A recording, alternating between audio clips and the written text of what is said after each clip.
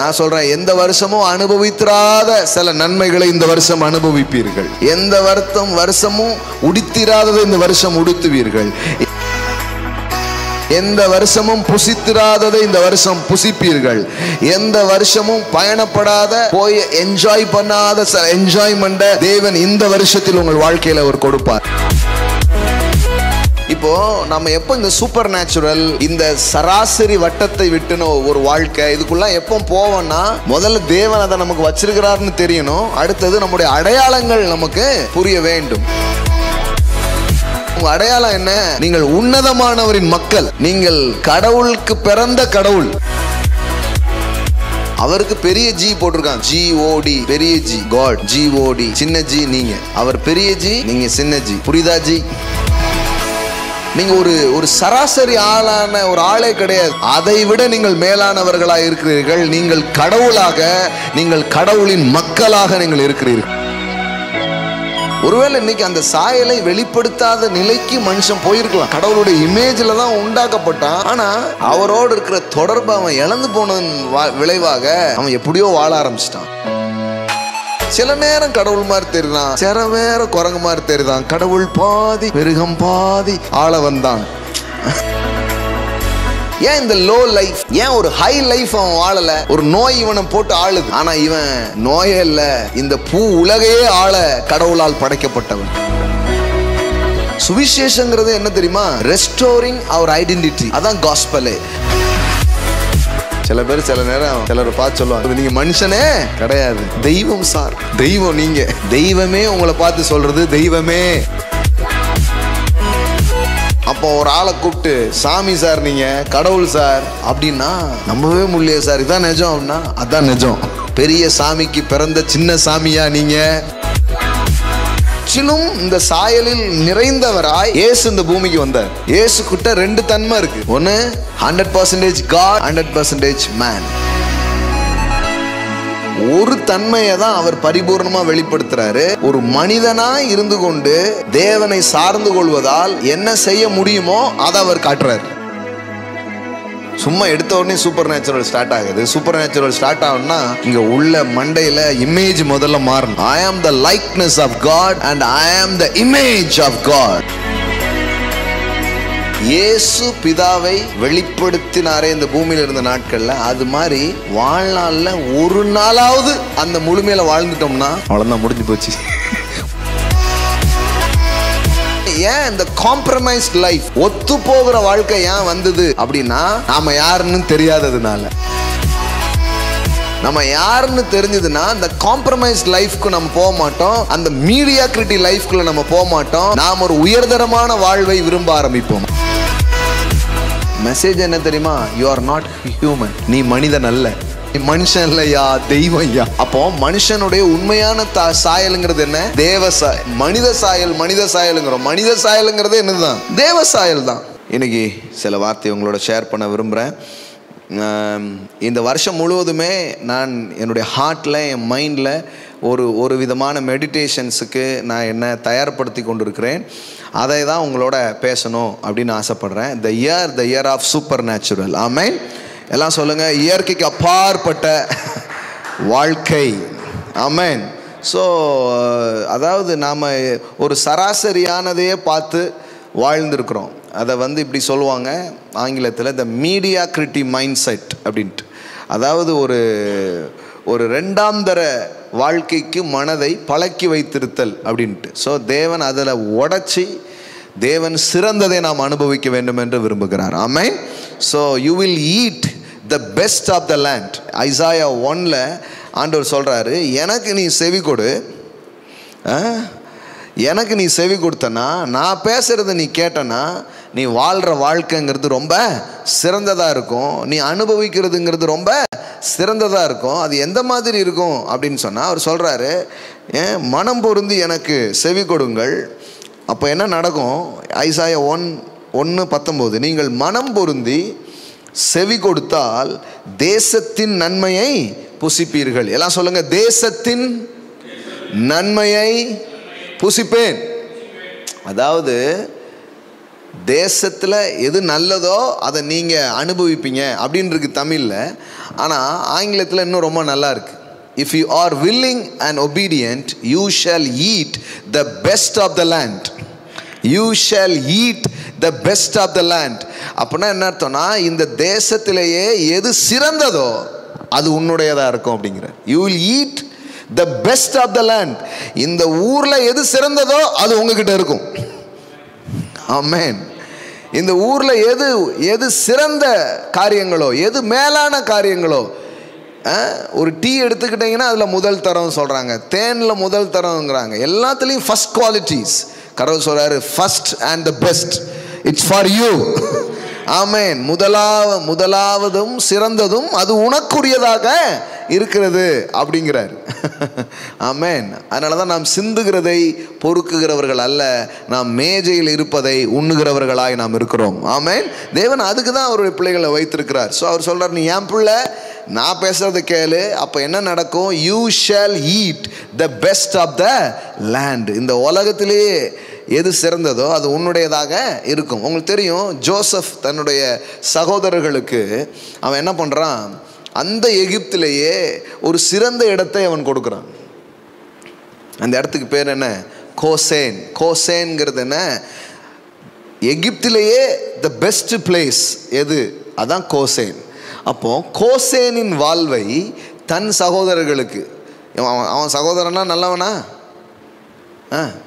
அவனை குழியில் தள்ளி அவன் கும்முன்னு குத்தி அவனை செத்து போயிட்டான்னு கண்ணீர் அஞ்சலி போஸ்டர் அடித்தவங்க. உயிரோடு இருக்கிறவனுக்கு கண்ணீர் அஞ்சலி போஸ்டர் அடித்தா எப்படி இருக்கும் பாருங்க. அந்த வேலையை பார்த்தவங்க தான் யோசேப்பின் சகோதரர்கள். ஆனால் அவங்களுக்கு யோசேப்பு சொல்லப்போனால் அவன் பதவி ஏற்ற உடனே இவனெல்லாம் உள்ளே தள்ளியிருக்கணும்.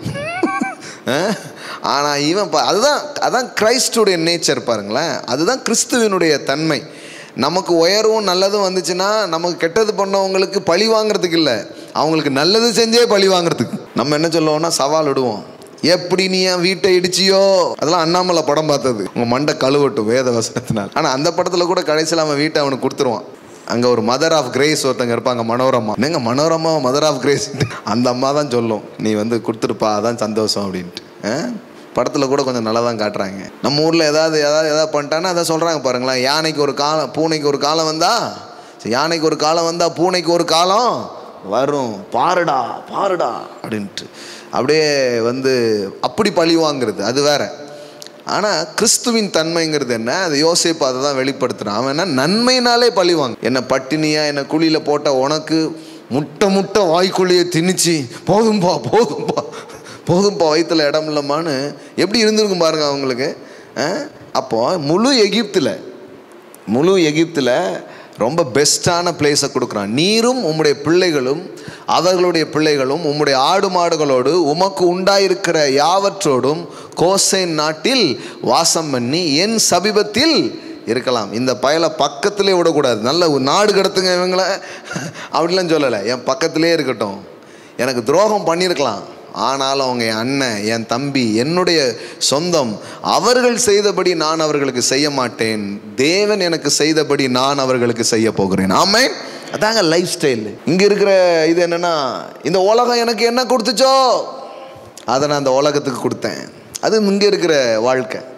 உலகம் எனக்கு என்ன தந்துச்சோ, ஏன் ஒருத்தனை போட்டு மிதிக்கிறான், ஏன் ஒருத்தனை போட்டு அழிக்கிறான், ஏன் ஒருத்தனுக்கு விரோதமாக ஒருத்தன் இருக்கிறான்னா அவனுக்கு அதுதான் கிடச்சிச்சு. என்ன கிடச்சிச்சோ அதை அவன் என்ன பண்ணிகிட்டு இருக்கான், கொடுத்துக்கிட்டு இருக்கான். அடி தான் கிடச்சிச்சு, புறக்கணிப்பு தான் கிடச்சிச்சு. அதனால் அவனுக்கு ஒரு வாய்ப்பு வரும்போது அவனும் மற்றவனுக்கு என்ன பண்ணுறான், அதை தான் பண்ணுறான். ஆனால் அவன் உட்காந்து யோசிக்கிறது இல்லை, இதை தானே எனக்கு இன்னொருத்தன் பண்ணான், சரி நான் இன்றைக்கி நல்லா வந்துட்டேன், நானாவது 2 பேருக்கு வாய்ப்பு கொடுக்கணும்னு யோசிக்கிறவங்க சில பேர்.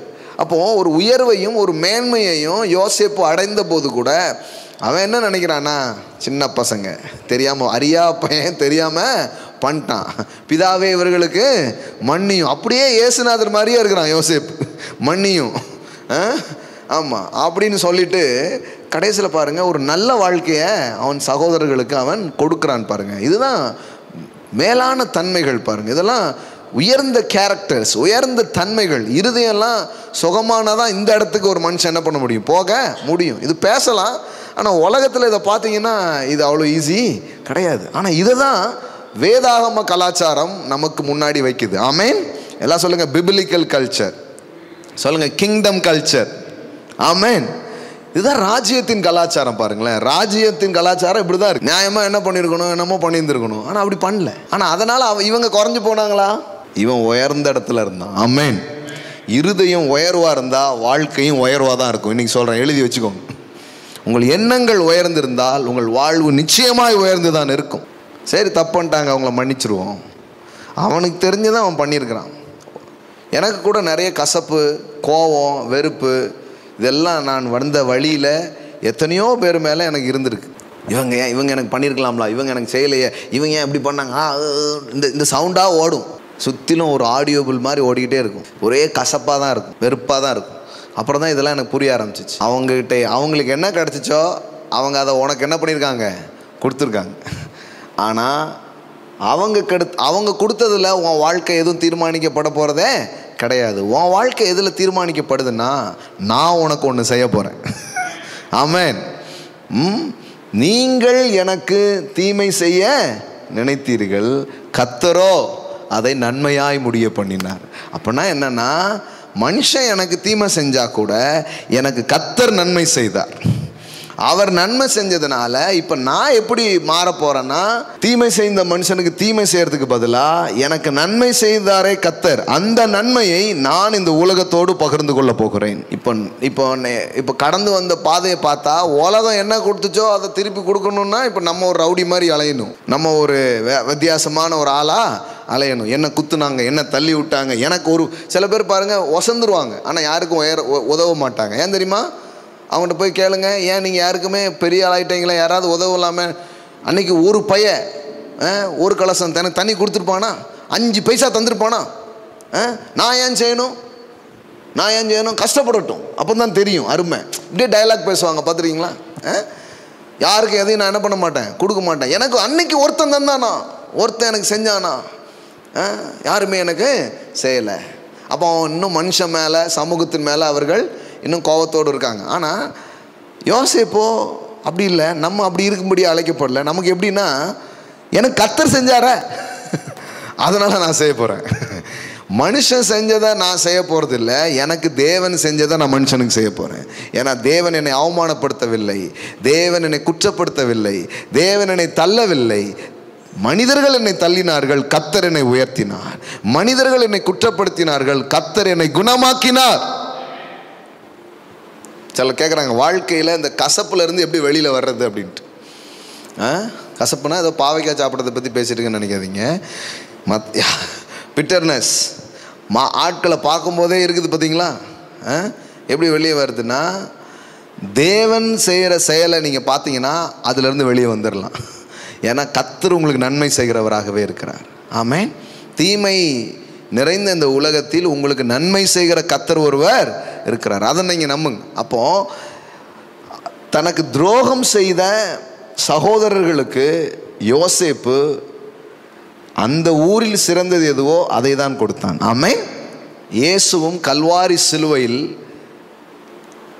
தன்னை அடித்து தன்னை கொலை செய்த அதே மக்கள் கூட்டத்துக்கு அவர் எப்படி மாறுறாரு, நீங்கள் என்னை ஏற்படுத்தினீங்களே இந்த காயம், இதுவே உங்களுக்கு மருந்தாக மாறப்போகுது அப்படின்ட்டு. ஆமென். அம்புட்டு தீமை பண்ண எப்படி இருக்குது பாருங்க. பாவம் செஞ்சு துரோகம் பண்ணி போன மனு வர்க்கத்துக்கு தேவன் கொடுத்த பெரிய பரிசு கிறிஸ்து. அந்த கிஃப்டை கிழிச்சு போட்டான். எப்படி இருக்கும்? நீங்கள் ஒருத்தங்க அந்த கிஃப்ட் வாங்குறதுக்கு சரியே இல்லை, ஆனால் கூட கிஃப்ட் கொடுக்குறீங்க, அதை கிழிச்சு போட்டால் உங்களுக்கு எப்படி இருக்கும்? அந்த மாதிரி தான் இயேசுவை கிழிச்சு போட்டான் மனு வர்க்கம்.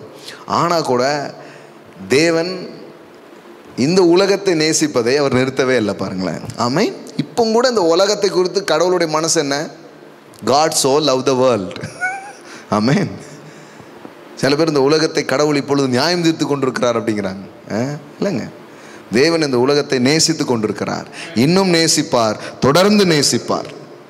ஸோ அந்த நேசத்திலிருந்து தான் அந்த வார்த்தை வருது, you will eat the best of the land. எல்லாம் சொல்லுங்க, நான் சொல்லுங்க, நான் உலகத்திலேயே சிறந்தது எதுவோ அதை நான் அனுபவிப்பேன். ஆமென்.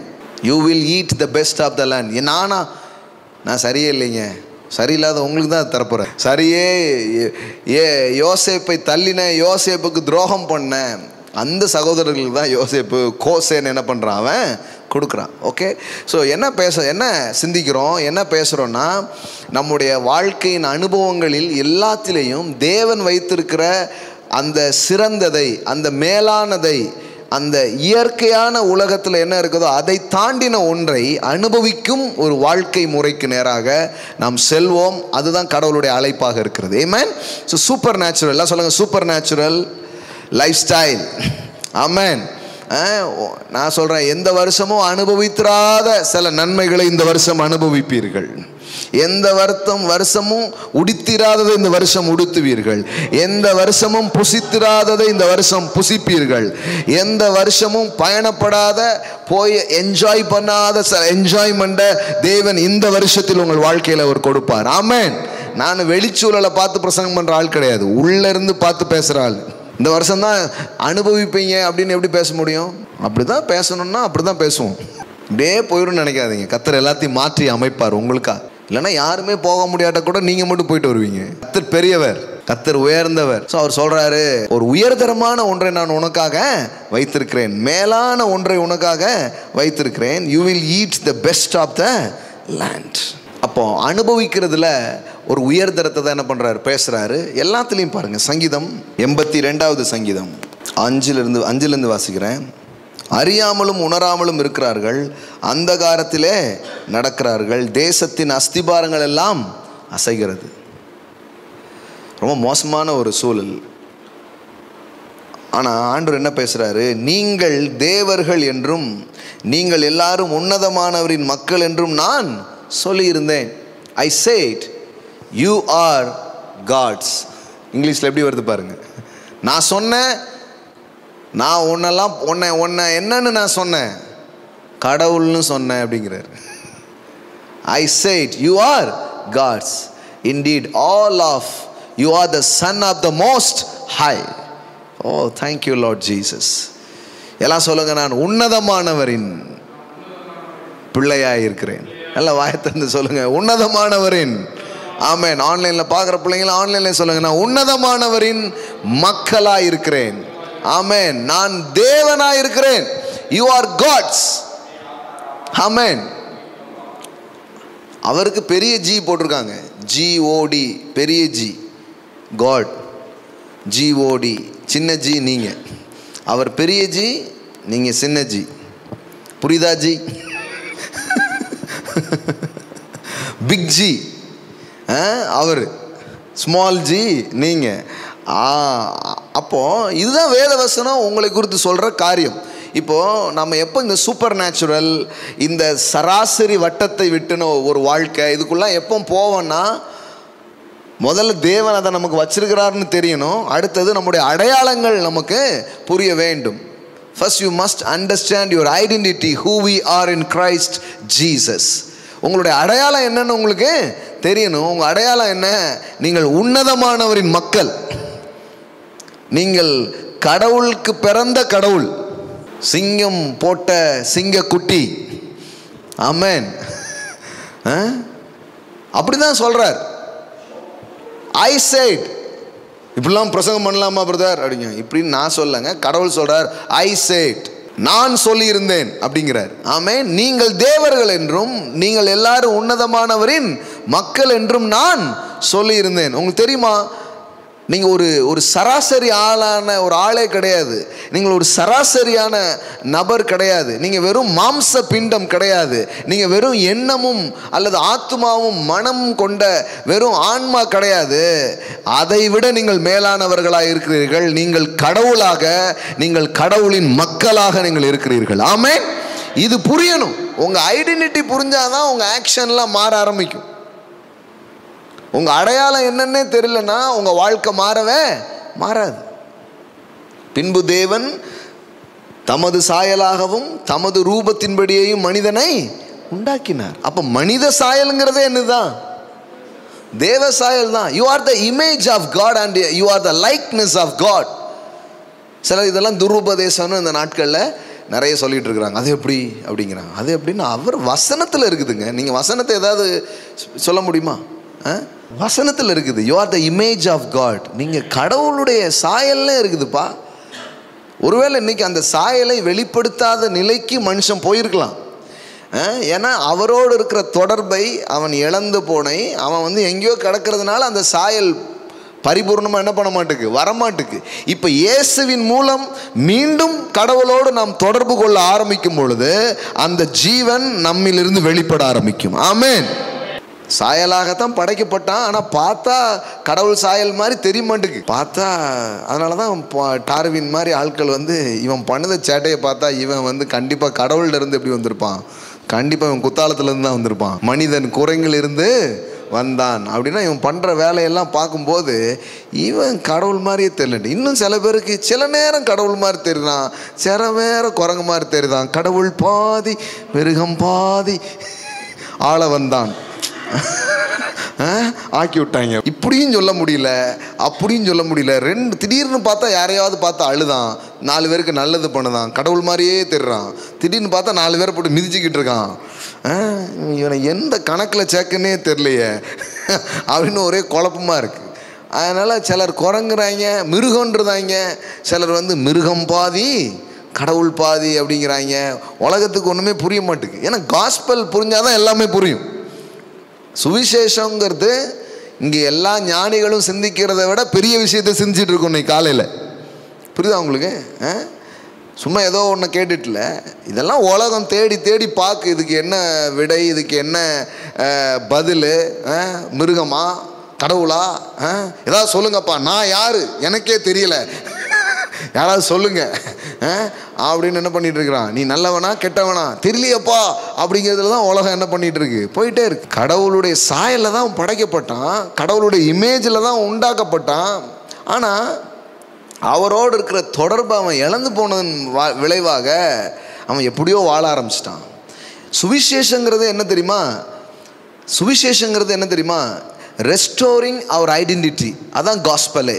அதாவது நம்முடைய அடையாளத்தை மீண்டும் நமக்கு எது தருகிறதோ அதுதான் சுவிசேஷமாக இருக்கிறது. எப்பா நீ ராஜா விட்டு பிள்ளை உனக்கு தெரியுமா அப்படின்னு மறுபடியும் நம்முடைய அடையாளத்தை நமக்கு கொண்டு சேர்க்கிறது தான் சுவிசேஷமாக இருக்கிறது. ஆமென். அதனால தான் சுவிசேஷத்தை பற்றி சொல்லும்போதே பவுல் இந்த வார்த்தையை அவர் பயன்படுத்துகிறார். என்ன பண்ணுறாருன்னா, தேவனுடைய சாயலாக இருக்கும் சுவிசேஷம் அப்படின்னு சொல்கிறார் பாருங்க. தேவனுடைய சாயலாக இருக்கும் சுவிசேஷம் அப்படிங்கிற வார்த்தையை அவர் என்ன பண்ணுறார், பயன்படுத்துகிறார். ஸோ அவருடைய லைக்னஸ், அவருடைய இமேஜை நாம் மறுபடியும் தரித்து கொள்ளுதல் தான் என்னதான் இருக்குது, சுவிசேஷமாக இருக்கிறது. இந்த இந்த இந்த விதத்தில் காஸ்பெல்லை நீங்கள் கவனிச்சிருப்பீங்களான்னு தெரில. நான் என்ன சொன்னேன், காஸ்பெல்னா இஸ் ரெஸ்டோரிங் அவர் ஐடென்டிட்டி. நம்முடைய அடையாளத்தை நமக்கு திருப்பி கொண்டு வர்றது தான் சுவிசேஷம். பாருங்கள், தேவனுடைய சாயலாக இருக்கிற கிறிஸ்துவின் மகிமையான சுவிசேஷத்தின் ஒளி அவிசுவாசிகளாகிய அவர்களுக்கு பிரகாசமாக இராதபடிக்கு இப்பிரபஞ்சத்தின் தேவனானவன் அவர்களுடைய மனதை குருடாக்கினான். அப்போ மைண்டு ஒரு டார்க்னஸில் இருக்குது, மனது ஒரு இருளில் இருக்குது. இந்த இருளுக்கு நடுவில் ஒன்று பேசப்படுகிறது. அது என்னன்னா சுவிசேஷம், அதுதான் ஒளி. அந்த சுவிசேஷத்தின் ஒளியே என்னது, தேவனுடைய சாயலாக இருக்கிற கிறிஸ்துவின் மகிமையான சுவிசேஷத்தின் ஒளி. அப்போ தேவனுடைய சாயலை மனுஷனுக்கு சொல்றது தான் காஸ்பலா இருக்குது பாருங்க. among them the god of this world Satan has blinded the mind of the unbelieving to prevent them from seeing the illuminating the light of the gospel of the glory of Christ who is the image of God. நாம அந்த சாயல்ல இருக்கிறோங்கிறதே நமக்கு தெரியாம போயிடுது. ஒரு மனசு இருள்ல இருக்குது. அப்ப இருள்ல இருக்கிற அந்த மனசை பிரகாசத்துக்கு கொண்டு வர்றதே சுவிசேஷம். அதுல இருக்கிற பெரிய பவர்ஃபுல்லான திங்ஸ் என்னன்னா, ரெஸ்டோரிங் த இமேஜ். உங்களுடைய சாயலை மறுபடியும் உங்களுக்கு திருப்பி கொடுக்கறது தான் சுவிசேஷமாக இருக்கிறது. அப்போ கடவுளுடைய சாயலில் தான் மனுஷன் இருக்கிறான், அதில் தான் அவன் படைக்கப்பட்டிருக்கிறான். இது புரியலன்னா சூப்பர் நேச்சுரலை பற்றிலாம் யோசிக்கிறதுக்கு வாய்ப்பே கிடையாது. நம்ம நேச்சுரலை தான் யோசிப்போம். நம்ம என்னங்க 6 சாவு 100லும் சாவு. எப்போ வேணாலும் சாவு வருங்க, செத்து போயிட வேண்டியதாங்க. வாழ்க்கையில் என்ன வேணாலும் வருங்க. வாழ்க்கையில் மேடும் உண்டு பள்ளங்களும் உண்டு. ஃபாதர் கூட பாடியிருக்காரு அப்படிங்கிற ஒருத்தர், பிரயாணத்தில் மேடு உண்டு பள்ளங்களும் உண்டு அப்படிங்கிற. ஆனால் அவர் சொல்கிறாரு, உனக்கு முன்னாடி நான் போய் கோணலானதெல்லாம் செவ்வையாக்குவேன். அதுக்கு ஒரு பாட்டு எழுதுனா நல்லாயிருக்கும்னு நினைக்கிறேன். எதையாவது சொல்லிடுது பாருங்க, இப்படி தான் இருக்கும் அப்படின்ட்டு. இதெல்லாம் ஏன் இந்த காம்ப்ரமைஸ்ட் லைஃப், ஒத்து போகிற வாழ்க்கை ஏன் வந்தது அப்படின்னா, நாம் யாருன்னு தெரியாததுனால. நம்ம யாருன்னு தெரிஞ்சதுன்னா அந்த காம்ப்ரமைஸ்ட் லைஃப்க்கு நம்ம போக மாட்டோம், அந்த மீடியாக்ரிட்டி லைஃப்குள்ளே நம்ம போக மாட்டோம். நாம் ஒரு உயர்தரமான வாழ்வை விரும்ப ஆரம்பிப்போம். ஆமென். ஸோ தேவனுடைய சுவிசேஷம் என்பது என்னன்னா, you are the image of God and you are the likeness of God. நீங்கள் யாரோ உங்களை குறித்து என்னெல்லாமோ சொல்லியிருக்கலாம், ஆனால் தேவனுடைய வசனத்தின் அடிப்படையில் நீங்கள் யாருன்னா, நீங்கள் உன்னதமானவரின் மக்கள். You are gods. பாருங்க 82 மறுபடியும் வாசிக்கிறேன். அறியாமலும் உணராமலும் இருக்கிறார்கள். ஏன் மனுஷன் இவ்வளோ லோவா வாழ்றான்? ஏன் இந்த லோ லைஃப், ஏன் ஒரு ஹை லைஃப் அவன் வாழலை? ஒரு நோய் இவனை போட்டு ஆளுது. ஆனால் இவன் நோயே இல்லை, இந்த பூ உலகையே ஆள கடவுளால் படைக்கப்பட்டவன். அறிவியல் பதிலாக இருக்க முடியாது, சுவிசேஷம் தான் பதில். Gospel is the only answer. Gospel is the only remedy for mankind. மனுஷனை எல்லாம் ஆளுது பாருங்களேன். கண்ணுக்கே தெரியாத ஒரு கிருமி வந்து அவனை ஒன்றும் இல்லாமல் பண்ணிட்டு போயிடுது. ஆனால் அவனுடைய ரியல் இமேஜ் என்ன தெரியுமா? அறியாமலும் உணராமலும் இருக்கிறார்கள், அந்தகாரத்தில் நடக்கிறார்கள். ஏன் அந்தகாரம்? ஏன் இந்த மாதிரி ஒரு இதில் அவன் வாழ்கிறான்? உண்மையிலே அவன் யார்? உண்மையிலே அவன் தேவன். எல்லாம் சொல்லுங்க, தேவன். ஆமென். உண்மையிலே நீ யார்? கடவுள்.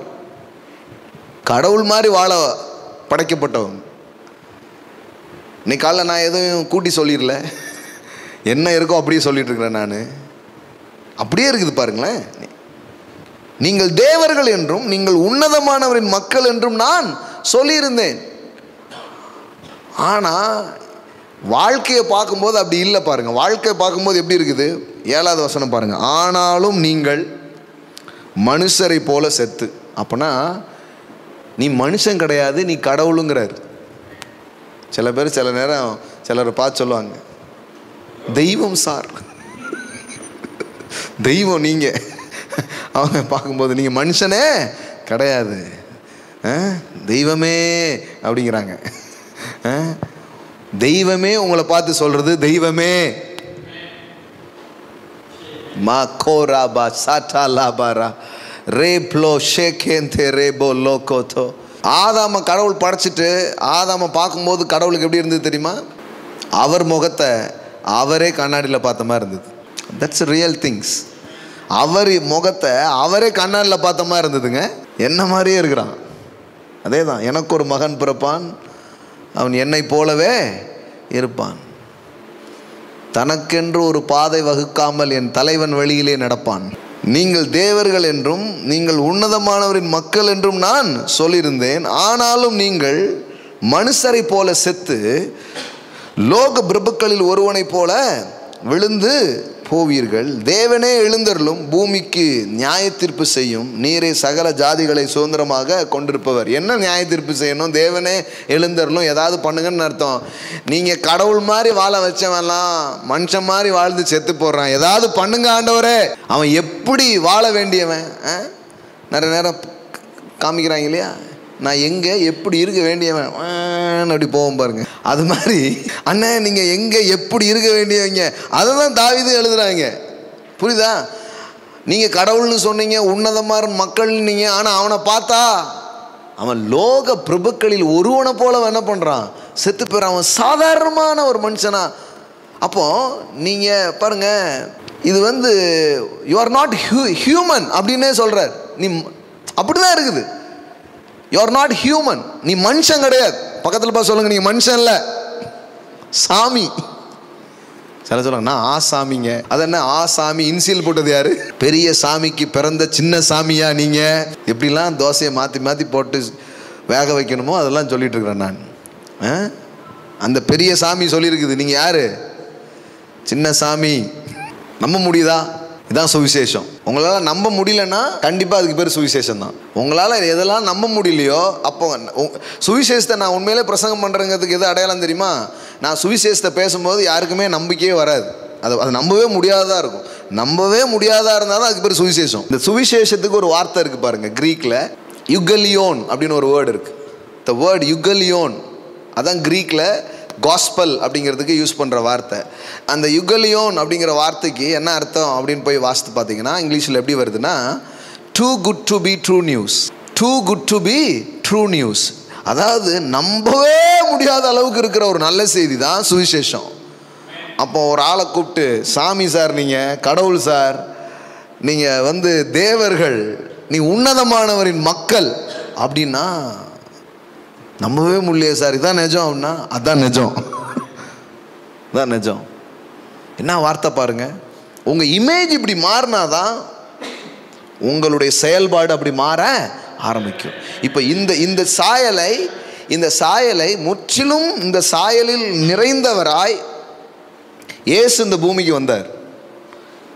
இயேசு கிட்ட 2 தன்மை இருக்கு. ஒன்று 100% காட், 100% மேன். 2 தன்மையும் நிறைந்தவராக அவர் வருகிறார். ஆனால் ஒரு தன்மையை தான் அவர் பரிபூர்ணமாக வெளிப்படுத்துகிறாரு. என்ன தன்மையை வெளிப்படுத்துகிறாருன்னா, ஒரு மனிதனாக இருந்து கொண்டு தேவனை சார்ந்து கொள்வதால் என்ன செய்ய முடியுமோ அதை அவர் காட்டுறார். மறுபடியும் சொல்கிறேன், இந்த வார்த்தை ரொம்ப முக்கியம், ரொம்ப முக்கியம். ஒரு மனிதன் தேவனை சார்ந்து கொண்டால் என்ன செய்ய முடியுமோ அதை இயேசு காட்டினார். கடல் மேலே நடக்கிறாரு, காற்றையும் கடற்லையும் அதட்டுறாரு. அப்போ சீசர்கள் இயேசுவை பார்த்து இப்படி ஒரு வாசகம் சொன்னாங்க பாருங்க, இவர் எப்படிப்பட்டவரோ. ஏன்னா இந்த மாதிரி ஒரு எங்கிருந்தியா இவர் வந்தார், எங்கிருந்து வந்தார், இந்த மாதிரி ஒரு ஆளை நான் பார்த்ததே கிடையாது, இவர் எப்படிப்பட்டவரோ. மேத்யூ 8:27. அந்த மனுஷர்கள் ஆச்சரியப்பட்டு இவர் எப்படிப்பட்டவரோ. எப்படி வருது?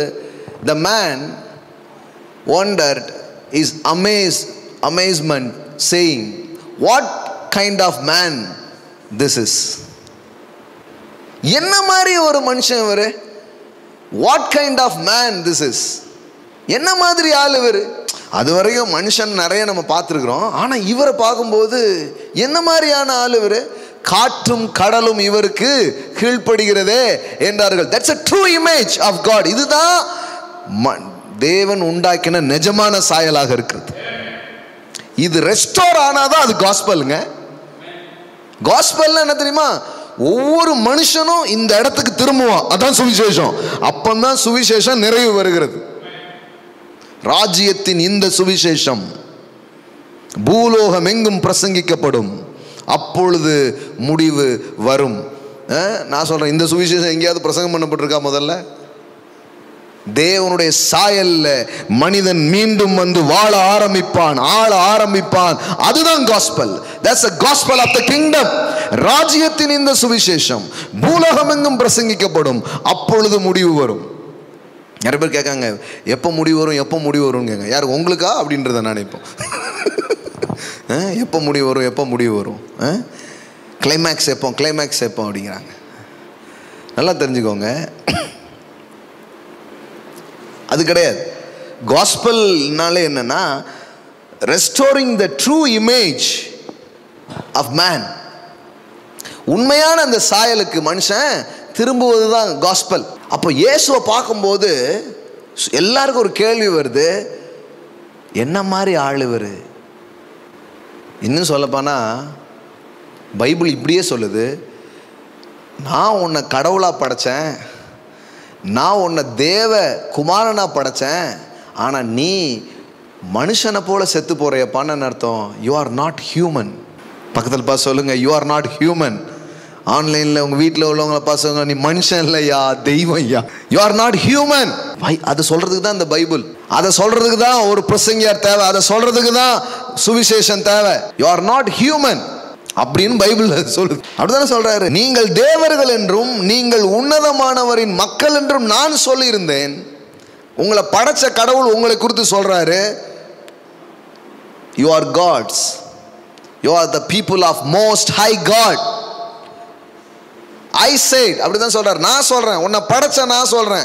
பாருங்க, நீங்க என்ன சொல்றீங்க நான் என்ன சொல்றேங்கிறது முக்கியம் இல்லை. The only manufacturers know about the product. Amen. ஒரு பொருளை உண்டாக்குனவர் தான் அந்த பொருளை குறித்து சொல்லணும், அந்த பொருள் என்னதுன்ட்டு. ஆமென். அது எந்த வகை, வாட் கைண்ட், அது எந்த இனம், அது என்ன தரம், இதெல்லாம் யார் சொல்லணும்னா அது மேனுஃபேக்சர் தான் சொல்ல முடியும். அப்போ உங்களை என்னையும் படைத்தவர் சொல்றாரு, I said, the created word, I said you are gods. Indeed, all of you are the son of the most high. இது உள்ள விளங்குச்சுன்னா சூப்பர் நேச்சுரல் ஸ்டார்ட் ஆக ஆரம்பிக்கும். ஓ, நான் இதுக்கு மேல, என் ரேஞ்ச் வேற, என் தரம் வேற. இந்த நோயை, இந்த பேயை, இந்த கடலை, இந்த காற்றை, இந்த இயற்கையை ஆள பிறந்திருக்கிறேன் நான். ஆமே, ஆள வந்தானுங்க. நீங்க இப்ப ஆள வந்தான் ஆயிட்டோம். ஏன் வந்தேன்னு யோசிச்சுட்டு இருக்கோம் உட்காந்து. What is a true image? பாருங்க, ஆதியாகமம் 1:26 இருந்து பாருங்க, மறுபடியும் அதை பாருங்க. எத்தனையோ முறை அந்த வசனங்கள் நீங்க வாசித்தே இருந்திருக்கலாம். ஆனா இந்த மாதிரி கனெக்டிவிட்டியோடு நீங்கள் படிக்கும் பொழுது அது ஒரு புதிய வெளிச்சத்தையும் வெளிப்பாட்டையும் அது உங்கள் வாழ்க்கையில் கொண்டு வரும். பாருங்க, பின்பு தேவன் தமது சாயலாகவும் நமது ரூபத்தின்படியேயும் மனுஷனை உண்டாக்குவோமாக. பாருங்க, அப்போ மனுஷனுடைய உண்மையான சாயலுங்கிறது என்ன? தேவ சாயல். மனித சாயலுங்கிறோம். மனித சாயலுங்கிறது என்னதுதான்? தேவ சாயல் தான். அவருடைய சாயலில் தான் அவன் படைக்கப்பட்டிருக்கிறான். இப்போ கவனிங்க, ஏன் படைக்கப்பட்டானா, அவர்கள் சமுத்திரத்தின் மச்சங்களையும் ஆகாயத்து பறவைகளையும் மிருக ஜீவன்களையும் பூமி அனைத்தையும் பூமியின் மேல் ஊறும் சகல பிராணிகளையும் ஆள கடவர்கள் என்றார். ஆமென். ஓ ஓ ஷேகேரா மாகோலா பிராகாதாரா. படைக்கப்பட்டதனுடைய நோக்கமே என்ன? எதுவா? ஆளுகை செய்வது. எப்படி வருது பாருங்க. Then God said, let us, Father, Son, Holy Spirit. அதாவது நமது சாயல்னு சொல்லும் போது பிதா, குமாரன், பரிசுத்த ஆவி என்கிற திரியேக கடவுள், make man in our image according to our likeness.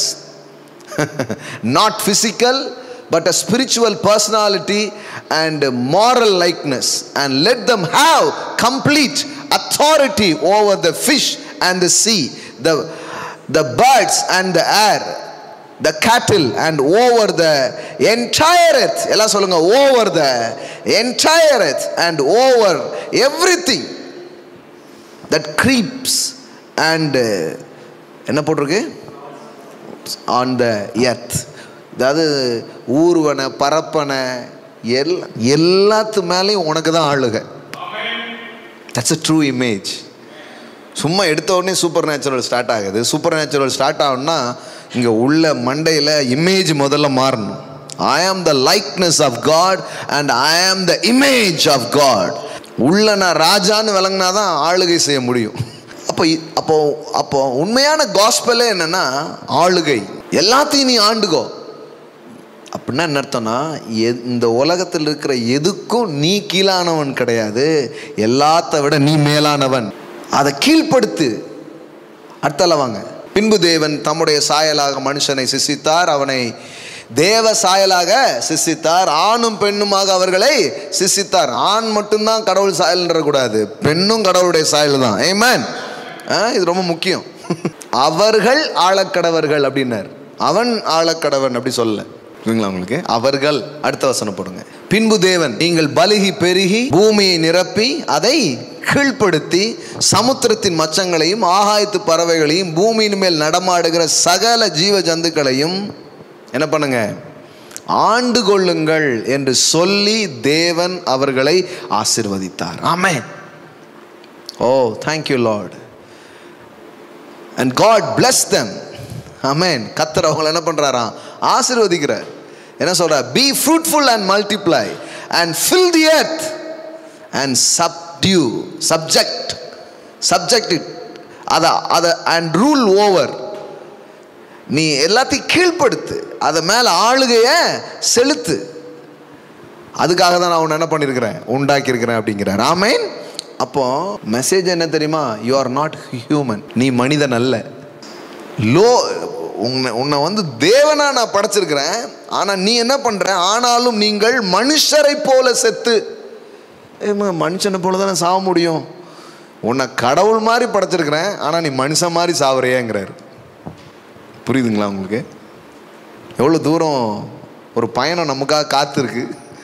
உன்னை கடவுள் மாதிரி படைச்சேன், ஆனால் நீ யார் மாதிரி வாழ்கிற?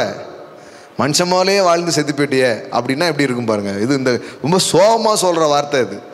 அதாவது கழுகு போல் வாழ படைத்தேன், ஆனால் கோழியை போல் வாழ்ந்து முடித்து விடுகிறாயே அப்படின்னா எப்படி இருக்கும்? அதே தான்.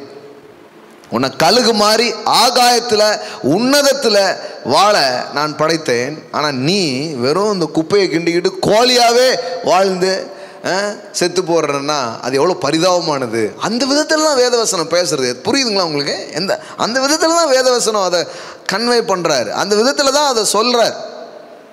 உன்னை கழுகு மாதிரி வாழ நான் படித்தேன்ப்பா, ஆனால் நீ கோழி மாதிரி என்ன பண்ணுற? வாழ்ந்து செத்துடுற. ஏன்னா யாருமே நமக்கு சொல்கிறதில்ல நீ கழுகுன்றது சொல்கிறதே கிடையாது. வாழ்நாளெல்லாம் சபையில் இந்த பிரசங்கம் கேட்குறதே ஒரு அரிதான பிரசங்கம். அங்கங்கே ஒரு சில இடத்துல இதை கேட்க முடியும். இப்போ கொஞ்சம் பரவாயில்ல, முன்னாடி கொஞ்சம் பேர் என்ன பண்ணியிருக்கிறாங்க, இந்த மாதிரி எழும்பி இதெல்லாம் சொல்கிறாங்க. கோழின்னு கூட சொல்கிறது கிடையாது, நீ காலின்னு தான் சொல்லிட்டு இருக்காங்க. மகனை நீ காளி, கோழின்னு சொன்னால் கூட இந்தியாவது ஒரு வாழ்க்கையாவது வாழ்ந்துட்டு போயிருக்கும் போல். இவங்க கோழின்னு கூட சொல்கிறது கிடையாது. நீ காளி, நீ தூசி, நீ சாம்பல், என்ன நினச்சிக்கிட்டு இருக்க, ஒன்றுமே கிடையாது நீ அப்படின்னு. இதெல்லாம் பேசணுன்னா அவங்க என்ன நினச்சிக்குவாங்கன்னா, பிரதர் இப்படிலாம் சொல்லக்கூடாது, இதெல்லாம் அது எப்படி நம்ம எப்படி கடவுள், அது எப்படி நம்ம இது அப்படிங்கிறாங்க. இயேசு காலத்திலே இதே தான் பிரச்சனை இருந்தது. அதனால தான் இயேசுகிட்ட வந்து கேள்வி கேட்குறாங்க. யோவானில் இயேசுகிட்ட வந்து கேள்வி கேட்குறாங்க. என்ன கேள்வி கேட்குறாங்கன்னா, நீ என்ன உன்னை கடவுளுங்கிற அப்படிங்கிறாங்க. அதான் கேள்வியே. நீர் வந்து மரியாளின் குமாரன், ஆனால் நீர் உண்மை எப்படி சொல்கிறீரு? கடவுள்னு சொல்கிறீரு, எப்படி நீர் கடவுள்? அதான் ஆர்கியூமெண்ட்டே, அதான் கேள்வியே. இயேசுகிட்ட வந்து அந்த கேள்வி தான் என்ன பண்ணுறாங்க, கேட்குறாங்க. அப்பொழுது யூதர்கள் மறுபடியும் அவர்கள் மேல் கல்லறிமடி கல்லுகளை எடுத்துக்கொண்டார்கள். அடுத்த வீடியோத்துக்கு தயாராகிட்டாங்க. இப்போ வந்து கல் போட முடியாதனால வீடியோ போடுறாங்க, வேறு ஒன்றுமே கிடையாது. என்ன பண்ணிட்டாங்க, மறுபடியும் கல்லை எடுத்துட்டாங்கன்னா, இவங்க கல்லை எடுக்கிறதே வழக்கம். அந்த ஊர் வேற கல்லாவே இருக்கும் பாருங்களேன், ஃபுல்லாக புழுதி, அதாவது ஸ்டோனி கிரவுண்ட்ஸ். நீங்கள் அந்த அந்த அந்த அந்த அந்த இஸ்ரேல் நாடே இப்படி தான் இருக்கும், கல்லுகளாக இருக்கும். அவங்க ஊரில் இந்த கல்லை காண்டா நாயை காணணும்னு சொல்லவே முடியாது, ஏன்னா எங்கேயுமே கல் இருக்கும். அந்த ஊரில் இந்த டயலாக் எடுப்படாது. அதனால தான் ஆவுன்னா கல்லை எடுக்கிறாங்க பாருங்களேன். மறுபடியும் கல்லை எடுத்துக்கிறாங்க. இயேசு அவரை நோக்கி, நான் என் பிதாவினால் அநேக நற்கிரியைகளை உங்களுக்கு காண்பித்தேன், அவைகளில் எந்த கிரியை நிமித்தம் என் மேல் கல் எறிகிறீர்கள்? இப்போ எதுக்காக கல் எறிகிறீங்க? நான் எவ்வளோ நல்லது தான் பண்ணிகிட்ருக்கிறேன், எதுக்காக கல் எறிகிறீங்கன்னு கேட்குறாங்க. பாருங்கள், யூதர்கள் அவருக்கு பிரதியுத்தரமாக, நல்லது செஞ்சப்பாரு, அதுக்காகலாம் நாங்கள் ஒன்றும் கல்லெறிதில்லை, நாங்கள் இன்னும் அவ்வளோ மோசமான ஆள் கிடையாது. ஆனால் இப்போ ஒரு பிரசங்கம் ஒன்று பண்ணி அதுக்காக தான் நாங்கள் கல்லெறிய போகிறோம். என்ன பிரசங்கம்? நீ மனுஷனாக இருக்க உன்னை தேவன் என்று சொல்லி, இது ஓடி இருக்கு பாருங்க, எத்தனை வருஷத்துக்கு முன்னாடி ஓடி இருக்கு பாருங்க. நீ மனுஷனாக இருக்க உன்னை தேவன் என்று சொல்லி இவ்விதமாய் தேவ தூஷணம் சொல்லுகிறபடியினால் உன்மேல் கல்லறிகிறோம் என்றார்கள். அப்போ யூதர்களுடைய மனப்பான்மையில் மனுஷனை பார்த்து தேவன்னு சொன்னால் அதுக்கு பேர் என்னது? தேவ தூஷணம். வாயிலேடிங்க, தப்பா சொல்லிட்ட நீ அப்படின்ட்டு. இப்போ என்ன பண்ணும்? வால்யூம் ஹையாக இருக்குது, கல்லை எரிஞ்சிக்கிட்டு இருக்காங்க, கொஞ்ச நேரத்தில் கல்லை வீசிடுவாங்க. அப்போ என்ன பண்ணணும்? ஆக்சுவலி இவ்வளோ எதிர்ப்பு வந்த பிறகு ஜீசஸ் வந்து வால்யூமை குறைக்கணும் இல்லையா? அதாவது நான் அப்படி சொல்ல வரவில்லை, பொதுவாக என்ன சொல்லவேன் என்றால் இப்படி தான் மாற்றுவாங்க. ஏன்னா சிலர் வந்து சில கருத்தை விட்டுட்டு கொஞ்சம் எதிர்ப்புலாம் வந்த உடனே ட்விட்டர்லேருந்து தூக்கிடுவாங்க, அதை அட்மின் போட்டதுன்றாங்க. அதை நான் சொல்லவில்லை, அதாவது நான் அப்படி சொல்ல வரவில்லை. இப்படி நிறைய ஹை வால்யூம் ஆயிடுச்சுன்னா அந்த கருத்தெல்லாம் காம்ப்ரமைஸ் ஆகும், நீங்கள் பார்த்துருக்கீங்க தானே. ஆனால் இவர் வந்து வால்யூமை இன்னும் ஏற்றுறார். என்ன ஏற்றுறாரு பாருங்க. இயேசு அவர்களுக்கு பிரதித்திரமாக, அப்படிலாம் இல்லைங்கோ அப்படிலாம் சொல்லலை, பிரதித்திரமாக தேவர்களாய் இருக்கிறீர்கள் என்று நான் உங்களுக்கு சொன்னேன் என்பதாய் உங்கள் வேதத்தில் எழுதியிருக்கவில்லையா? டக்குன்னு இங்கே தூக்கிட்டு வந்துட்டார் பைபிளை, பழைய ஏற்பாட்டு. இப்போ நம்ம வாஸ்தமே இதை கொண்டு வந்துட்டார். கொண்டு வந்து என்ன சொல்கிறாரு? ஓ, தேவர்களாய் இருக்கிறீர்கள் என்று நான் சொன்னேன் என்பதாய் உங்கள் வேதத்தில் வாசிக்கவில்லையா? உங்கள் வேதத்தில் அது போடலையா அப்படிங்கிறார். போட்டு நான் கடவுள்னு சொன்னதுனால நீங்கள் எல்லாரும் என்ன கல்லெறிறதுக்காக வந்திருக்கீங்க. ஆனால் இன்றைக்கி நான் இன்னொன்று வாலிமை எவ்வளோ ஹையாக ஏற்றுறாரு பாருங்க. நான் மட்டும் கடவுள் இல்லை, தேவ வசனத்தை பெற்றுக்கொண்டவர்களை தேவர்கள் என்று அவர் சொல்லியிருக்க வேத வாக்கியமும் தவறாதான் இருக்கு. அப்படின்னு என்ன அர்த்தம்? இந்த வசனத்தை விசுவாசிக்கிற, இந்த வசனத்தை பெற்றுக்கொள்கிற ஒவ்வொருவரும் தேவர்களா இருக்கிறார்கள் அப்படின்ட்டு. நான் மட்டும் ஜாமி இல்லப்பா, இவன் எல்லாம் ஜாமி தான் அப்படின்ட்டு. பிதாவினால் பரிசுத்தமாக்கப்பட்டும் உலகத்தில் அனுப்பப்பட்டும் இருக்கிற நான் என்னை தேவனுடைய குமாரன் என்று சொன்னதினாலே தேவ தூஷணம் சொன்னா என்று நீங்கள் சொல்லலாமா? என் பிதாவின் கிரியைகளை நான் செய்யாதிருந்தால் நீங்கள் என்னை விசுவாசிக்க வேண்டியது இல்லை. பாரு, நான் பண்றதை பாரு, அந்த கிரியைய பாரு, அதுவே உனக்கு சொல்லும் நான் யாருங்கிறத உனக்கு சொல்லும். அப்போ நான் கடவுள் அல்லது நான் தேவன் அப்படிங்கிறது மட்டும் இல்லை, நீங்களும் அப்படிதான்ட்டார் இயேசு. பாருங்க, இது வந்து அன்னைக்கு இருந்த மதவாதிகளால் அதை அக்செப்ட் பண்ணவே முடியல, ஏற்றுக்கவே முடியல. நான் என்ன சொல்கிறேன், அன்னைக்கு மட்டும் இல்லை, இன்றைக்குமே இது பிரச்சனையாக தான் இருக்குது. வேத வசனத்தின் அடிப்படையில் நாம் இதை கவனிக்கணும். பாருங்கள், இது யார் சொன்னா, அவங்க சொன்னா, இவங்க சொன்னா, இது இந்த பிரசங்கியார்கள் சொன்னது, இந்த டாக்டரினில் சொன்னது, இதெல்லாம் நான் நம்புறதில்லை. நான் என்ன சொல்கிறேன்னா, தேவனுடைய வார்த்தையை கவனிச்சு பாருங்க. கடவுளின் பிள்ளைகள் யார் தான்? கடவுள் தான். இங்கே நம்ம தேசத்தில் ஒரு நம்பிக்கை இருக்குது. ஒரு கூட்டம் ரொம்ப உயர்ந்த கூட்டம், இன்னொரு கூட்டம் ரொம்ப தாழ்ந்த கூட்டம். இப்படி வச்சுருக்கு. தலையிலிருந்து வந்திருக்காங்க, இவங்கெல்லாம் காலில் இருந்து வந்திருக்காங்க அப்படின்னு ஒரு வச்சுருக்காங்க. ஆனால் வேதத்தின் சுவிசேஷம் அப்படிப்பட்டது கிடையாது. எல்லாரும் அவருக்குள்ள இருந்தா வந்திருக்கிறோம். எல்லாருமே கடவுள், எல்லாருமே தேவர்கள், எல்லாருமே யாரு? உன்னதமானவரின் மக்கள். இங்க உயர்ந்த கூட்டம், சின்ன கூட்டம் எல்லாம் கிடையாது. ஒன்னே ஒண்ணுதான், யூ ஆர் காட்ஸ். ஆமென். நீங்கள் தேவர்கள், நீங்கள் உன்னதமானவரின் மக்கள். You are God kind. இவன்லாம் தேவ அம்சம் உள்ளவன். இவன் அன்னைக்கு யூதர்களுக்கு அப்படி ஒரு எண்ணம் இருந்தது. தாங்கள் உயர் வகுப்பை சேர்ந்தவர்கள், புறஜாதிகள் தாழ்ந்த வகுப்பை சேர்ந்தவர்கள், அப்படிப்பட்ட எண்ணெல்லாம் இருந்தது. இயேசு எல்லாத்தையும் உடைச்சிட்டார். தேவ வசனத்தை பெற்ற எல்லாருமே தேவர்கள் அப்படின்ட்டார். பெரிய நீங்கள் இது வெறும் மதத்தில் மட்டும் புரட்சி இல்லை, சமூகத்திலே பெரிய புரட்சியை ஏற்படுத்துகிற காரியத்தை தான் இயேசு அன்னைக்கு போதித்து கொண்டு இருந்தார். அதனால தான் இவங்க பார்த்தாங்க, ஐயோ இவரை ரொம்ப நாள் வச்சா எல்லாமே மாறிடணும், தூக்கி பிடிச்சி சீக்கிரமாக அடிச்சிருங்க அப்படின்னு. அவங்களுக்கு தெரியல, அடித்தா இன்னொரு 12 பேர் வருவாங்க. அந்த 12 பேர் வந்தால் இன்றைக்கி உலகம் ஃபுல்லாக அப்படி வரணும் அவங்களுக்கு தெரியல பாருங்க. அதனால் எழும்பிடுச்சு. அப்போ you are not human, you are gods. நீ மனிதன் அல்ல, நீ தேவன். ஏன்னா இந்த தேவன்கிற சாயல்ல தான் மனுஷன் என்ன பண்ணப்பட்டிருக்கிறான்? உண்டாக்கப்பட்டிருக்கிறான். எல்லாம் சொல்லுங்க, ஆண்டு கொள்ளும்படியாய், கீழ்ப்படுத்தும்படியா. இப்போ ஆனால் இப்போ என்ன பிரச்சனைனா, ப்ராக்டிக்கலாக பார்க்கும்போது அப்படி தெரியல. அப்போ அது எப்படி நிஜமாக மாறும்? அதை மட்டும் சொல்லி நான் முடிக்கிறேன் பாருங்க. கடவுள்னு சொல்கிறீங்க, தேவ சாயல்னு சொல்கிறீங்க, ஆனால் பார்த்தா குரங்கு மாதிரி இருக்குது. சிலருக்கு எப்படி இருக்குது?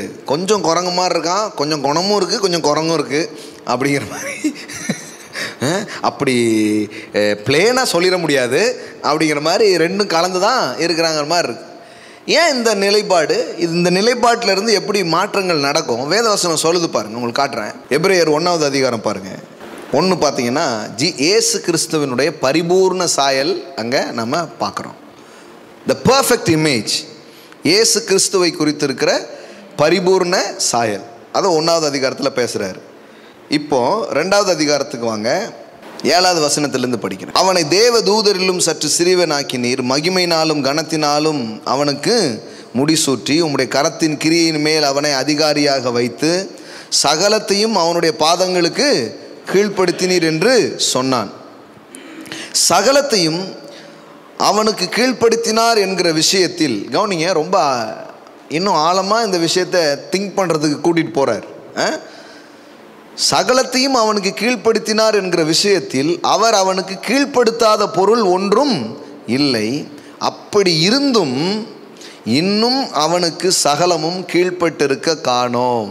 ப்ராக்டிக்கலாக பார்த்தா, தியாலஜிக்கலாக பார்த்தா புரியுது. இவன் தான் ஆள போகிறவன், இவன் தான் ஆள வந்தான், இவன் தான் தேவன், எல்லாம் புரியுது. ஆனால் நடைமுறைன்னு பார்க்கும்போது அப்படி இருந்தும் இன்னும் அவனுக்கு சகலமும் கீழ்ப்பட்டிருக்க காணோம். ஆனால் பார்த்தா இவன் எல்லாத்தையும் ஆள்ற மாதிரி தெரிய மாட்டுக்க. பார்த்தா இவனை போட்டு எல்லாம் என்ன பண்ணிட்டு இருக்கு, ஆண்டுகிட்டு இருக்கு. இயேசு வந்து பார்க்குறாரு, வியாதி ஒருத்தன் ஆண்டுகிட்டு இருக்கு, பேய் ஒருத்தன் மேலே உட்கார்ந்து ஆண்டுகிட்டு இருக்கு, இயற்கை இவனை ஆண்டுகிட்டு இருக்கு. எல்லாத்துக்கும் இவன் கீழே தான் இருக்கிறான், எல்லாம் இவனுக்கு மேலே இருக்கு. ஒரே ஒருத்தர் மட்டும்தான் வித்தியாசமான ஒரு வித்தோடு சாயலோடு இந்த பூமிக்கு என்ன பண்ணுறாரு, வந்திருக்கிறார். அதனால தான் அவரை பார்க்கும்போது எல்லாருக்கும் தெரியுது, என்னையா இவர் எப்படிப்பட்டவரோ அப்படிங்கிறாங்க.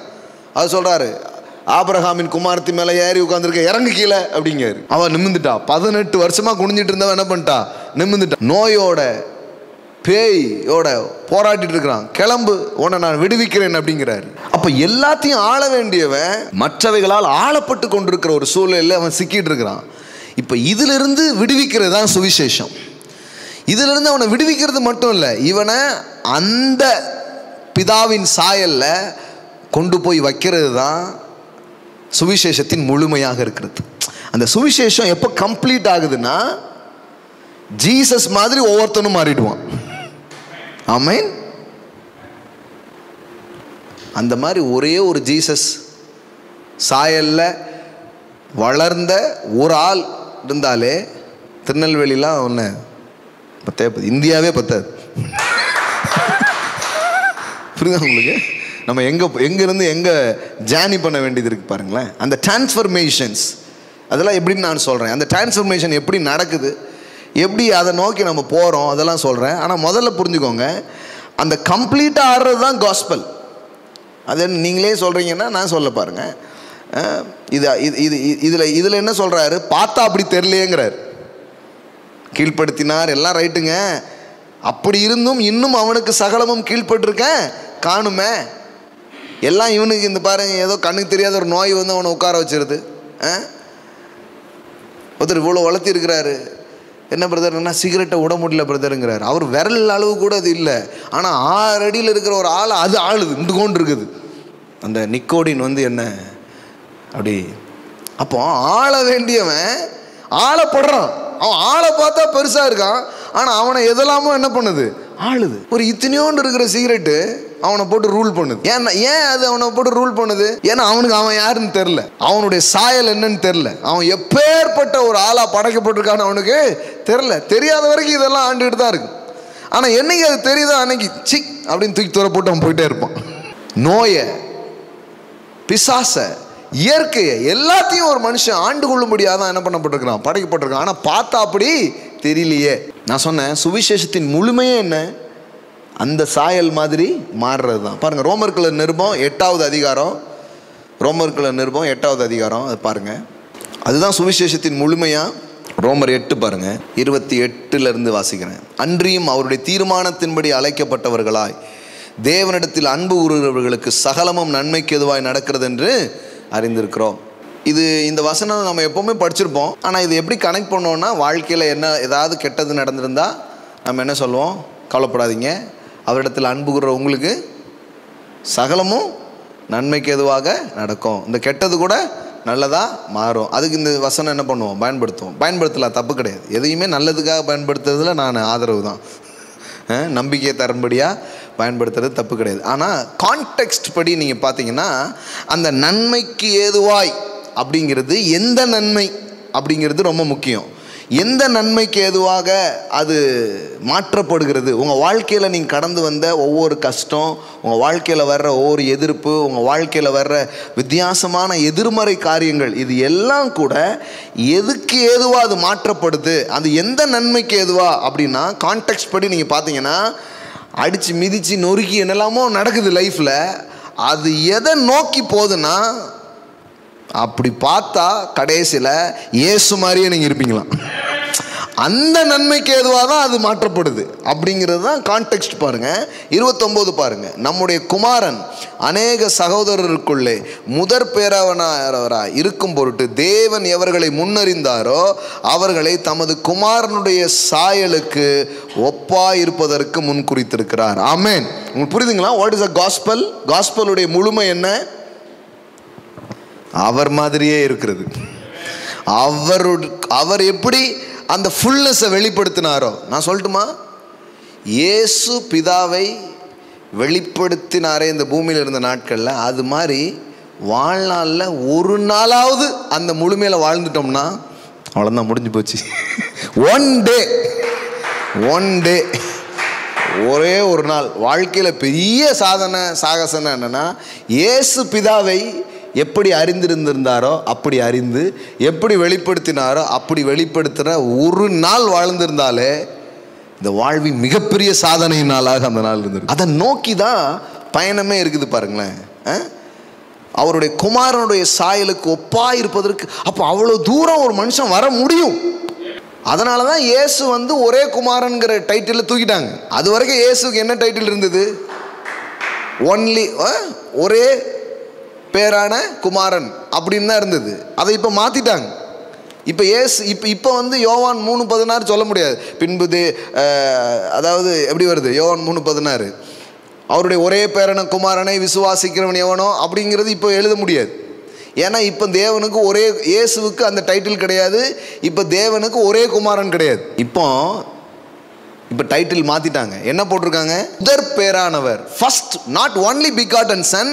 இப்போ ஃபர்ஸ்ட் பிகாட்டன் சன். எல்லாம் சொல்லுங்க, first begotten, not only begotten. அதுக்கு முன்னாடி எப்படி யூஸ் பண்றாங்க? ஒன்லி பிகாட்டன் சன், ஒரே பேரன், ஒரே குமாரனை கொடுத்தார், அப்படி யூஸ் பண்றாங்க. ஆனால் இப்போ அந்த டைட்டிலே எடுத்துட்டாங்க. இப்போ என்ன டைட்டில் கொடுத்துட்டாங்கன்னா, இப்போ first begotten, not only begotten. இப்போ முதற் பேரானவர் அப்படிங்கிறது கொடுத்துட்டாங்க. ஒரே பேரானவர் எடுத்துட்டாங்க. ஏன்? அவர் ஃபர்ஸ்ட்டு, இன்னொருத்தர் செகண்டு, இன்னொருத்தர் தேர்டு. நம்மளும் ஏதோ ஒரு வரிசையில் குமாரர்களாக மாற்றப்பட்டிருக்கிறோம். ஆமென். இதுதான் கடவுளுடைய ராஜ்யம், இதுதான் கடவுளுடைய குடும்பம், இதுதான் கடவுளுடைய ஒரு சிந்தனை. பாருங்களேன். அப்போ மனிதனை தேவகுமாரனாக மாற்றுறார். ஆமென். அவன் தேவகுமாரனாக அவன் வெளிப்படுறத அவர் என்ன பண்றாரு? விரும்புகிறார். அதுதான் முழுமைங்க. அதை நோக்கிய ஒரு ஜேர்னி, அதை நோக்கிய ஒரு பயணம் தான் நடந்து கொண்டிருக்கிறது என்பதை நம்ம புரிந்து கொள்ளணும். அப்போ அந்த கருத்துக்களையும் அந்த விதையையும் தான் நம்ம விதைக்கணும், அந்த தண்ணீரை தான் ஊற்றணும். தேவன் ஒரு இயற்கைக்கு அப்பாற்பட்ட ஒரு வாழ்க்கை வாழ என்னென்ன பண்ணியிருக்கிறாரு? அழைத்திருக்கிறார். லோக பிரபுக்களை போல, ஒருவனை போல செத்து மடிகிறதுக்கு என்ன பண்ணல, உண்டாக்கலை. இந்த நோயை, இந்த பேயை, இந்த தரித்திரத்தை ஆண்டு கொண்டு ஒரு வெற்றிகரமான மனிதனாக வாழ்றது தான் கடவுளுடைய நோக்கமும் திட்டமுமா இருக்கிறது. ஆமென். அப்போ நீங்க யாரு? இன்னைக்கு நீங்க சொல்லலாம், நான் தேவகுமாரன். இயேசு தான் தேவகுமாரன் இருந்தது. இப்போ உங்களை எப்படி மாத்திட்டாரு? அப்படியே மாத்திட்டார். தேவகுமாரன், உன்னதமானவரின் மக்கள், தேவர்கள் அப்படின்னு என்ன பண்ணிட்டாரு? மாத்திட்டாரு. பாருங்க, அதான் உங்களுடைய ரியல் இமேஜாக அது இருக்கிறது. எப்படி அந்த ஆள்ற அந்த வாழ்க்கைக்குள்ள மனுஷன் மறுபடியும் வரான் அப்படின்னா, ஒரே ஒரு ஸ்கிரிப்சர் காமிச்சிட்டு ஜோம் பண்ண விரும்புகிறேன். ரோமர் 5:17. ஏன்னா இது ஒரு டீப் ஸ்டடி. ரோமர் 5:17. அல்லாமலும் ஒருவனுடைய மீறுதலினால் அந்த ஒருவன் மூலமாய் மரணம் ஆண்டு கொண்டிருக்க. அதாவது எல்லாத்தையும் ஆள வேண்டியவன் இன்னொன்றினால் ஆளப்படும் நிலைக்கு மாறிட்டான். யாரு? ஆதாம். ஆதாமின் கீழ்ப்படியாமையினால் மனிதன் மீது மரணத்தின் ஆளுகை என்ன பண்ணிடுச்சு? வந்துடுச்சு. இப்போ அதனுடைய வெளி தாக்கங்களை தான் நம்ம என்ன பண்ணிட்டு இருக்கோம்? பார்த்துக்கிட்டே இருக்கிறோம். பாவம் செஞ்சவன், அதாவது மரணம் யார் ஆளுதுன்னா, பாவம் செஞ்சவனை தான் ஆளுதுன்ட்டு இல்லை, செய்யாதவனையும் ஆளுது. ஏன்னா இவன் என்ன செஞ்சான், இவன் என்ன செய்யலைங்கிறத வச்சு அதனுடைய ஆளுகை வரலை. ஆதாம் செயலினால் எல்லாரு மேலேயும் அது வந்துடுச்சு. நீங்கள் ரோமரில் முந்தின வசனம் படிச்சிங்கன்னா ரொம்ப ஆச்சரியப்படுவீங்க. 14வது வசனம் பாருங்கள். அப்படி இருந்தும் மரணமானது ஆதாம் முதல் மோசே வரைக்கும் ஆதாமின் மீறுதலுக்கு ஒப்பாய், நல்லா கவனிங்க, பாவம் செய்யாதவர்களையும் ஆண்டு கொண்டது. Underline the word. பாவம் செய்யாதவர்களையும் ஆண்டு கொண்டது. அதனால தான் மக்கள் கேள்வி கேட்குறாங்க, என்ன தப்பு பண்ணான்னு.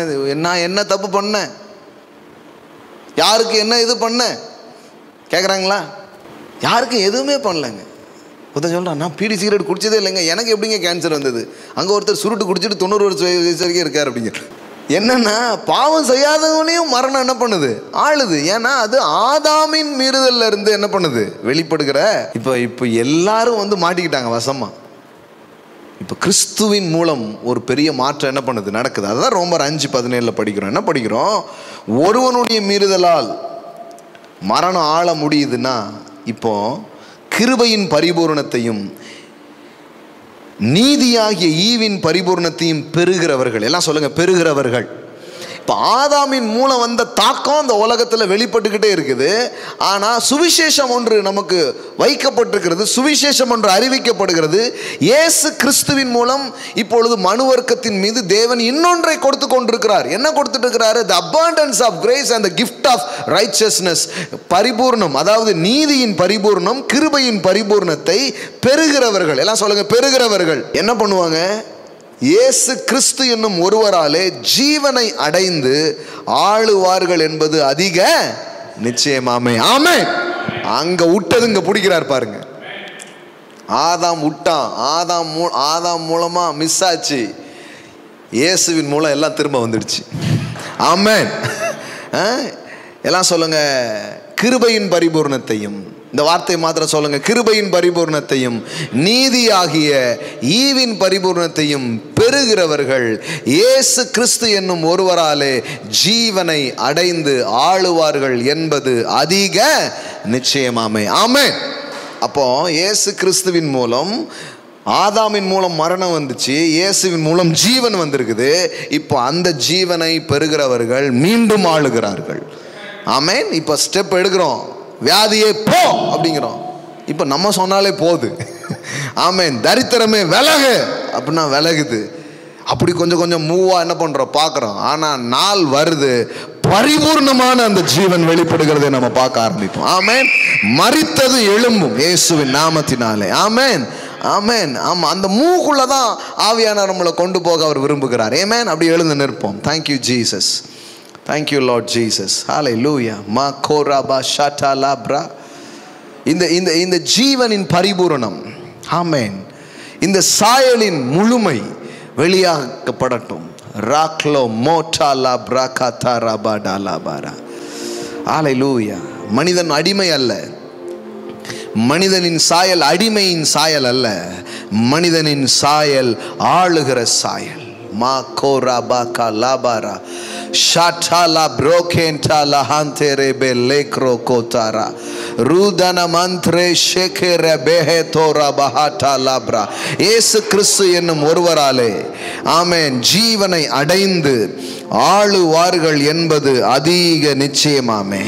ஓ, ஜீவனாகிய கிறிஸ்துவை நாங்கள் ஆதாமில் இருந்து வந்த மரணத்தின் சாயலை பிடுங்கி போடப்பட்டு இப்பொழுது இயேசு கிறிஸ்துவின் மூலம் வந்த ஜீவனை நாங்கள் பெற்றிருக்கிறோம். We received life. We have life. We have the life of Christ and the life of Zoe. ஓ தாரானா ஷாட்டாலா பிராகாதாரா. எங்களுக்குள் இருக்கிற அந்த ஜீவன், ஆமென், ஆமென், ஆளுகை செய்யும்படியாய், ஹalleluya, ஆளுகை செய்வது அதிக நிச்சயமாமே. ரீனா மாட்டாலா பிராகாட்டாலா பாரா. Father, in the name of Jesus, இந்த கால வேளையில கூட இதை பார்க்கிற பிள்ளைகள் மேல, இதை கேட்டுக்கொண்டிருக்கிற பிள்ளைகள் மேல I speak life. Life in Jesus name. Hallelujah. ஜீவன் உண்டாகவும் அந்த ஜீவன் பரிபூரணப்படவுமே வந்தேன். Abundance life, abundance life, abundance life, abundance life. Ribo kota labra. சரீரத்திலே ஜீவன் வெளிப்படுவதாக, பொருளாதாரத்திலே ஜீவன் வெளிப்படுவதாக. ஆமென், ஆமென். வாழ்க்கையின் ஒவ்வொரு பக்கங்களிலே I speak abundance life, abundance life.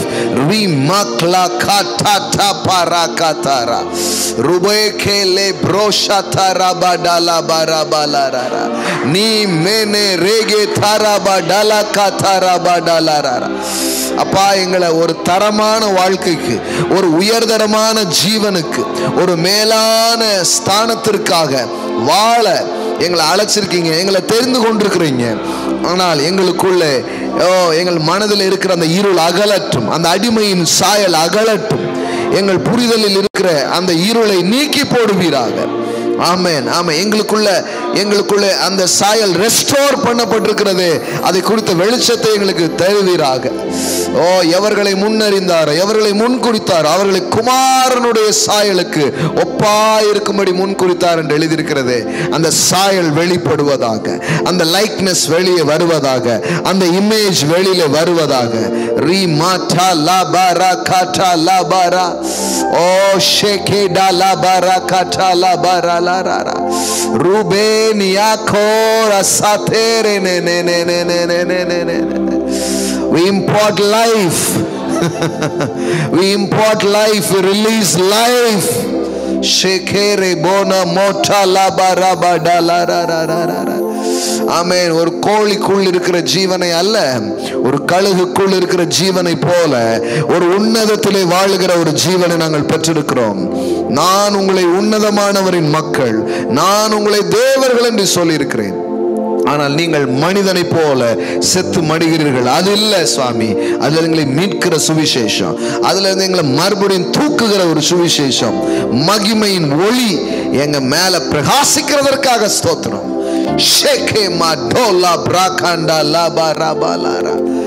இன்னும் லைட் அடிக்கட்டும், இன்னும் வெளிச்சம் பெருகட்டும் ஆண்டவரே. நீதிமானின் பாதை நடு பகல் வரைக்கும் அதிகம் அதிகம் அதிகமாய் பிரகாசிக்கும் சூரிய பிரகாசம் போல் இருக்கும் என்று எழுதியிருக்கிறது. Amen, amen. Light upon light. Amen. The favor upon favor, the blessings upon blessings. உம்முடைய பரிபூர்ணத்தினாலே நாங்கள் கிருபையின் மேல் கிருபை பெற்றோம் என்று எழுதியிருக்கிறது. ஆமென். இன்னும் ஜீவன் பெருகுவதாக, இன்னும் இந்த கிருபை பெருகுவதாக, இன்னும் இந்த புரிதல் பெருகுவதாக. ஆமென். நீர் எங்களுக்கு என்று வைத்திருக்கிற அந்த கோசேனின் வாழ்க்கை, நீர் எங்களுக்கு என்று வைத்திருக்கிற அந்த மேலான அந்த வாழ்க்கை, எங்களுக்கு நீர் வைத்திருக்கிற அந்த ஆளுகையை, எங்களுக்கு என்று நீர் வைத்திருக்கிற அந்த இயற்கைக்கு அப்பாற்பட்ட ஒரு வாழ்க்கை. ஆமென்.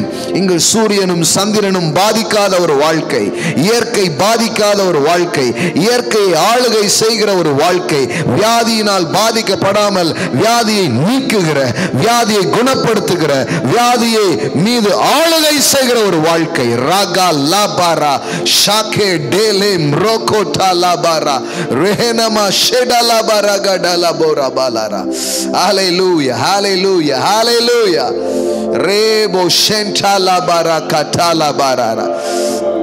சூழலின் கைதிகளாய் வாழாமல், ஆமென், எல்லா அடிமைத்தன சங்கிலிகள் முறிக்கப்பட்டு, ஆமென், நீங்கள் திரும்பவும் பயப்படுவதற்கு ஆதாமின் சாயலை பெறாமல் நீங்கள், ஆமென், தைரியப்படுவதற்கு இயேசுவின் சாயலை நீங்கள் பெற்றிருக்கிறீர்கள். திரும்பவும் நீங்கள் பயப்படுவதற்கு அடிமைத்தனத்தின் ஆவியை பெறாமல் அப்பா பிதாவே என்று கூப்பிடுகிற புத்திர சுவிகாரத்தின் ஆவியை பெற்றிருக்கிறீர்கள். The spirit of sonship. Father, hallelujah, hallelujah. குமாரனின் ஆவி. ஆமென். ஷானாமா டலா காச்சாரா. அது எங்களுக்கு ஒரு ஆளுகை மட்டுமல்ல, அது ஒரு வித்தியாசமான வாழ்க்கை எங்களுக்குள் கொண்டு வருகிறது.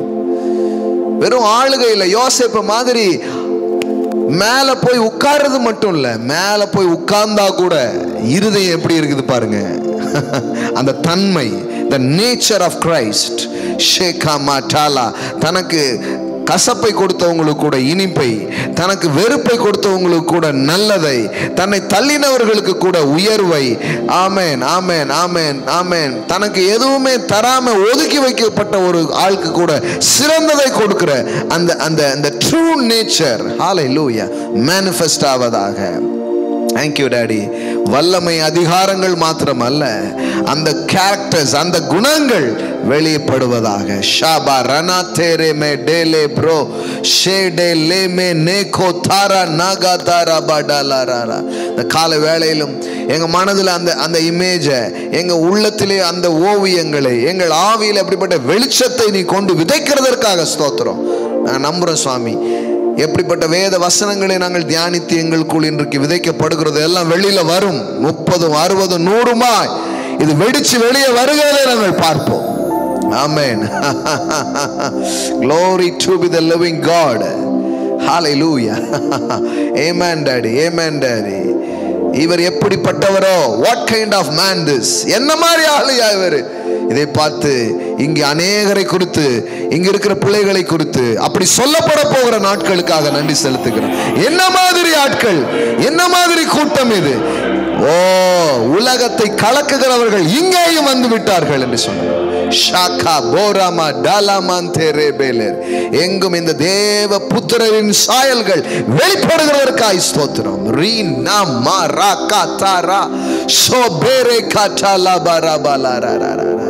Thank you Holy Spirit. அசைவாடுகிறீர், அந்த சாயலை எங்களுக்குள்ளே புதுப்பிக்கிறீர், அதை இம்பார்ட் பண்றீங்க. அதுக்காக நன்றி செலுத்துகிறேன். இதை பற்றி எங்களோடு பேசுங்க. இன்னும் வெளிச்சங்களை எங்க வாழ்க்கையில தாங்க.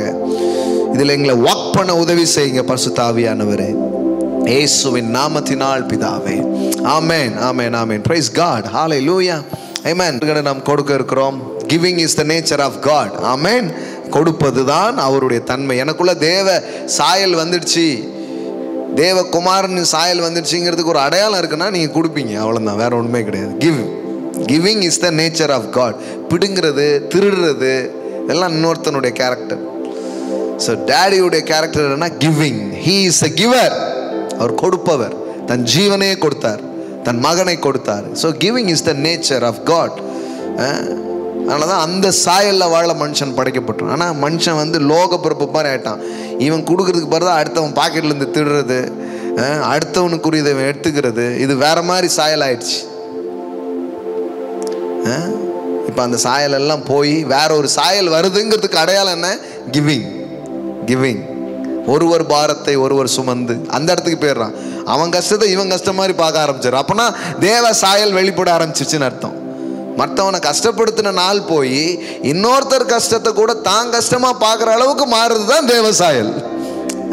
ஸோ அதுக்கு ஒரு அடையாளம், இது ஒரு அடையாளம். கிவிங் வந்து ஒரு அடையாளம், கொடுப்பது. தேவ புத்திரனா நான் இருக்கிறேன் என்பதன் அடையாளமாக அது இருக்கிறது. அந்த வித்து உள்ள வந்துங்கிறதுக்கு ஒரு சைன் என்னன்னா கிவிங். ஆமென், ஹல்லேலூயா. பயம் கொடுக்காது, விசுவாசம் கொடுக்கும். சுயநலம் கொடுக்காது, அன்பு கொடுக்கும். ஸோ அதான் அடையாளம் பாருங்க. ஸோ கரங்களை எடுத்துக்கொள்வோம். அந்த சாயலின் அதுக்காக தான் வச்சார். என் பிள்ளை நீ என்ன மாதிரியே இருக்கணும். வாரி இறைத்தான், ஏழைகளுக்கு கொடுத்தான், அவன் நீதி என்றைக்கும் நிற்கும் என்று எழுதியிருக்கிறபடி ஆகட்டும். வாரி இறைக்கும். ஆமென். அதுக்காக தான் கடவுள் உங்களை வைத்திருக்கிறார். ஆமென், ஹல்லேலூயா. கரங்களை எடுத்துக்கொள்வோம். ஆன்லைனில் பார்க்குற பிள்ளைங்க ஆன்லைன் மூலமாக நீங்கள் கொடுக்கலாம். கூகுள் பே ஆர் ஃபோன்பே, நிறைய வசதிகள். சில சொல்லுவாங்க அந்த மாதிரி டெக்னாலஜியை நாங்கள் யூஸ் பண்ணதே இல்லை. இந்த டைமில் எடுத்து யூஸ் பண்ணுங்கள், கொடுக்கறதுக்கு யூஸ் பண்ணுங்கள். அப்போ தான் வர்றதுக்கும் அது யூஸ் ஆகும். ஆமாம், ஒரு தோன்றீங்கன்னா தண்ணி வர்றதுக்கு மட்டும் இல்லை, தண்ணி உள்ளேயும் வரும் வெளியிலையும் போகும். அதனால் ஓப்பன் பண்ணுங்கள். கர்த்தருக்கென்று அதை கொடுக்க தயார் பண்ணுங்க. தேவன் உங்களுடைய களஞ்சியங்களை அவர் நிரப்புவார். ஆமென். டேடி, இந்த நேரத்தில் விதைக்கிற எல்லா விதைகளையும் நான் ஆசீர்வதிக்கிறேன், அதை பெருக செய்வீராக. ஆமென். உங்களுடைய சாயல் எல்லா விதத்திலையும் எங்கள்கிட்ட வெளிப்படட்டும். அது இந்த விதத்தில் அது வெளியாக மாட்டோம். கிவிங்கில் இன்னும் உங்கள் பிள்ளைங்க பெருகட்டும்.